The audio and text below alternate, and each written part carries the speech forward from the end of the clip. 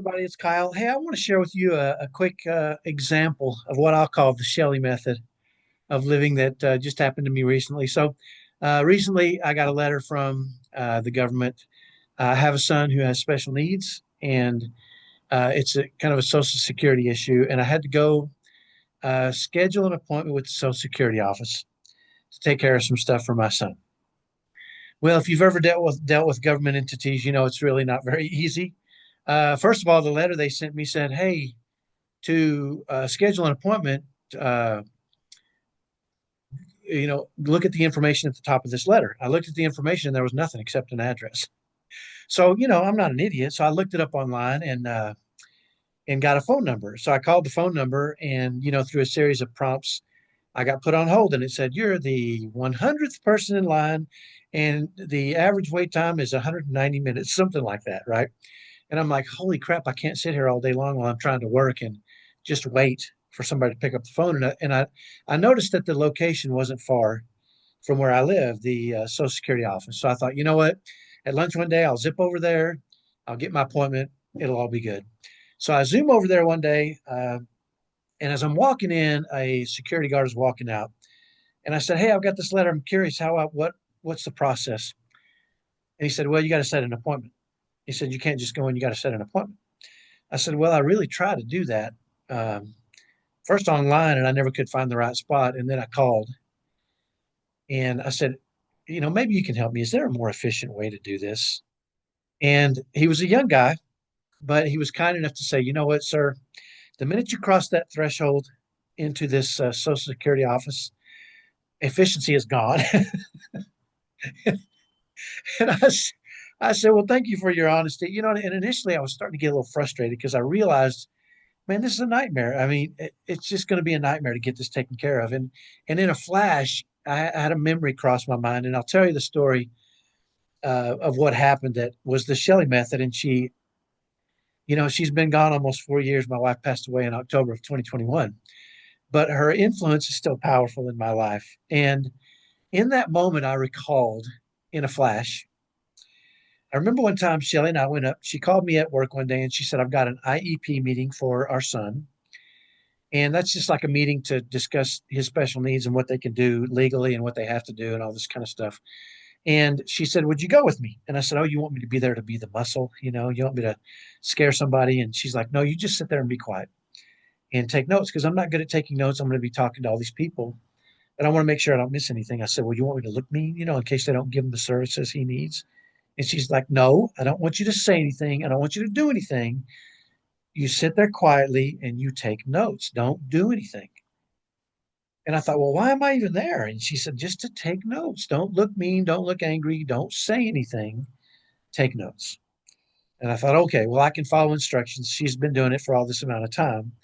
I can do that for her, right? It was so interesting. We walked into this IEP meeting, and sitting at this table were about 10 other people sitting around this big giant table. And they all introduced themselves, therapists and specialists and, principals and vice principals and counselors, all these people. And then she introduced herself, her name, Shelly, and this is my husband, Kyle, and Eric is our son.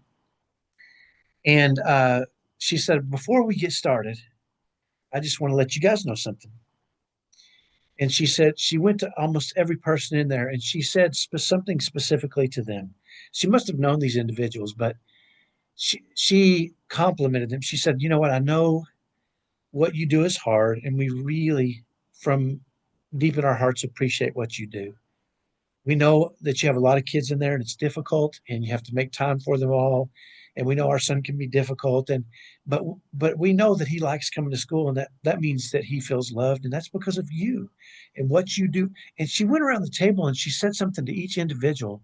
And by the time she was done, there was not a dry eye in that room, including mine, because I was watching men and women just absorb her sincerity and the compliments and the way she was talking to him. And I remember sitting down and I was like, holy crap, what just happened? I expected it to be, a little bit, there to be some conflict and maybe even, negotiation. But what ended up happening is they gave her pretty much everything she wanted. Anything they could do, they agreed to do. They were so engaging. They were so kind. She was so wonderful. My wife just had this spirit about her of kindness and love. And so I watched as she just worked that room. The good news though was that she was very sincere. It was who she was at her core. And I remember when we walked out of that room, I'm like, holy crap, you just worked that room. And she said, you know what, Kyle, I don't want to go in there and create conflict or any of that kind of stuff. I want them to know how much we appreciate them. And so I tell them, and when I tell them that, they really do work hard for our son. And in that moment where I'm standing there with that security guard at the Social Security office, and he tells me, the minute you cry, and he was kind of gruff, and angry, which I can understand. He's dealing with people all day long, and sometimes they're not easy to deal with. And when he said, when you cross that threshold, all efficiency stops. And I felt myself get a little angry, but then I started to think about Shelly and how she would manage this. And so I said, you know what? I appreciate your honesty. I said, I'm sure you have to deal with a lot of crap all day long. So I can see how you would be a little bit annoyed by all this. I said, but let me ask you a quick question. He said, yeah. And I said, how you're an insider. How could I go about creating my own little efficiencies if I was super smart? What would you do to create your own efficiency in a situation? Well, and he said, well, I'm not really sure. And I said, hey, listen, I'm going to be back. I might as well bring donuts for you.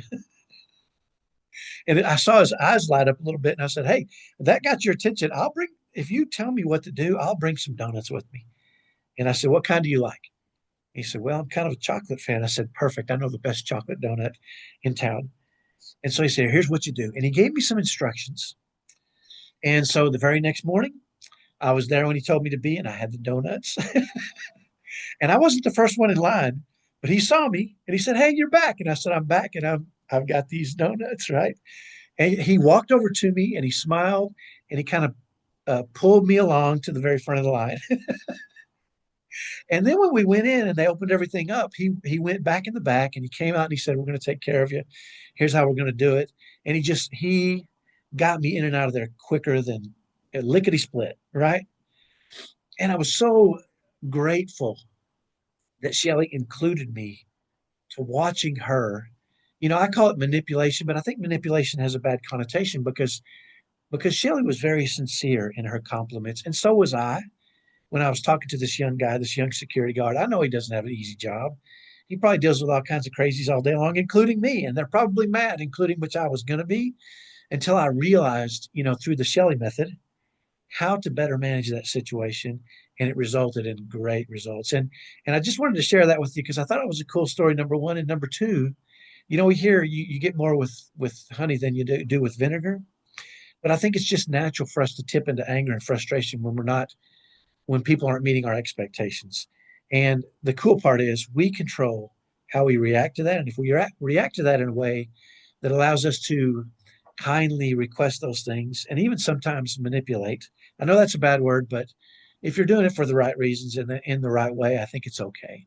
And I know this morning, and when I showed up with those donuts, he was happy. And not only was he happy, he went back when I went back to meet with the individual that I needed to meet with, he said, "Are you the one that brought the donuts?" I said, "Yeah." And we got a big laugh out of it. And he said, "Here's what you need to do," and he took care of me too. And so just want to share that with you. I think all too often we get triggered into anger and frustration and we spread that out to other people. When in reality, when things start to go wrong or don't go our way, it's very easy for that to happen. And I get it. That's who I am at my core. But if we work at it, we can really find better ways to do things and get the results we need. So hopefully that's helpful. Have a great day. We'll talk to you next time. Bye bye.